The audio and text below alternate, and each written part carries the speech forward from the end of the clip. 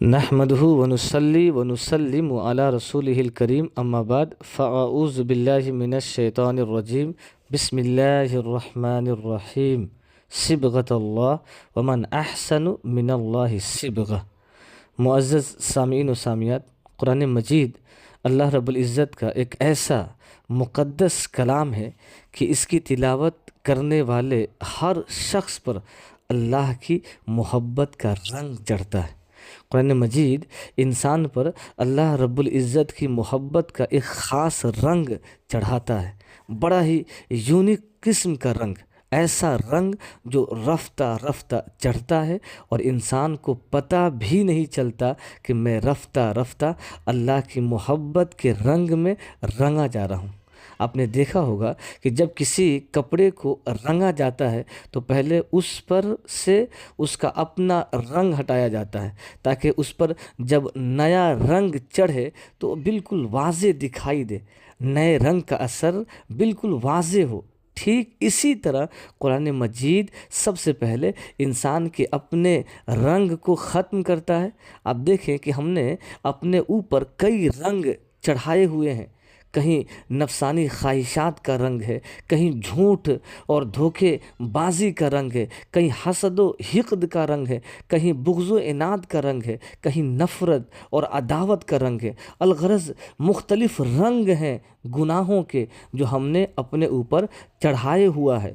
یہ سارے کے سارے رنگ کچے اور بیکار ہیں جو انسان کی روح اور فکر کو تاریک اور سیاہ کر دیتے ہیں۔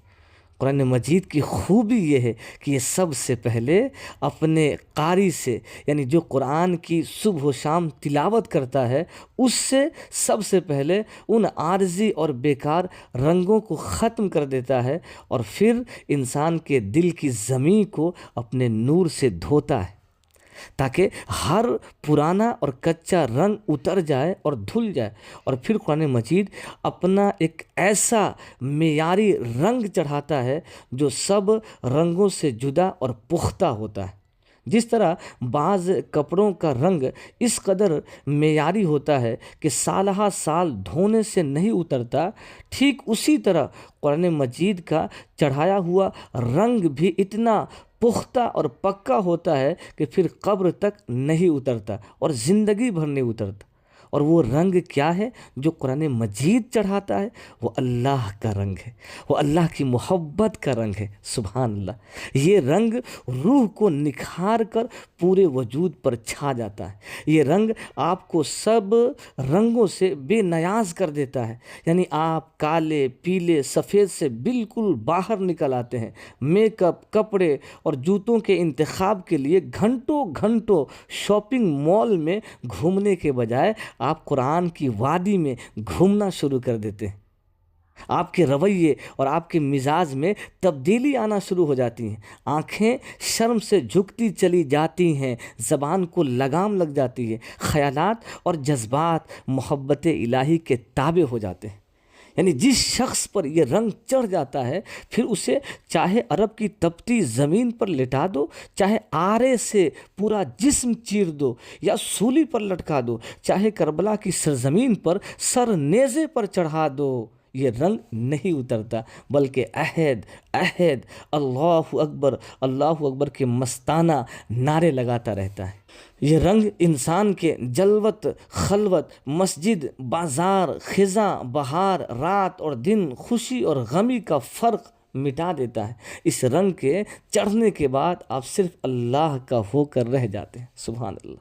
یہ رنگ زندگی کے ہر لمحے اور ہر شعبے میں جھلکنا شروع ہو جاتا ہے۔